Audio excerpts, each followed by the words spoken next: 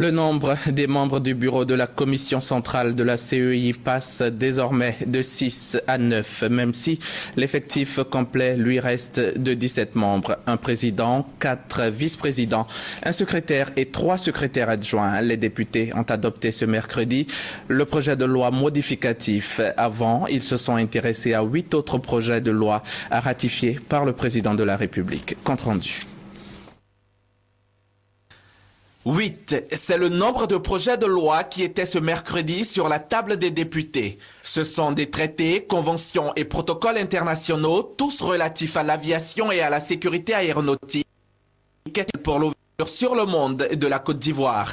Aujourd'hui, leurs ratifications ont été autorisées par les parlementaires. Outre ces 8 projets de loi, un autre a été adopté ce jour. C'est celui portant modification de la loi numéro 2001-634 du 9 octobre 2001 portant composition, organisation, attribution et fonctionnement de la CEI. Le présent projet de loi modificatif vise à créer un poste de 4e vice-président et 2 postes de secrétaire adjoint. Le réajustement ainsi opéré n'entame ni la composition initiale de la commission centrale, ni l'effectif de ses membres qui est toujours de 17. Et cela a été fait toujours dans le cadre des discussions politiques permanentes entre le gouvernement et l'opposition.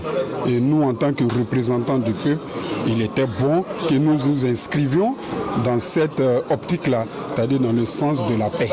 Et c'est ce que les élus du peuple viennent de faire en acceptant vraiment le réajustement qui a été demandé et proposé par le président de la République, par le gouvernement. Chacun aspire à la paix. Si cela peut apporter l'entente et tout ce qui peut nous rapprocher, moi je pense que c'est bon. Tout ce qui a été adopté a été vraiment favorable et c'est bon. Nous voulons saluer cet acte-là. Cela démontre que effectivement le chef de l'État est prêt à ce que la Côte d'Ivoire ne brûle plus, à ce qu'ensemble les Ivoiriens se mettent ensemble pour que les élections qui viennent soient apaisées. Pour l'ensemble des députés, ce projet de loi modificatif est un autre pas vers la consolidation de la paix.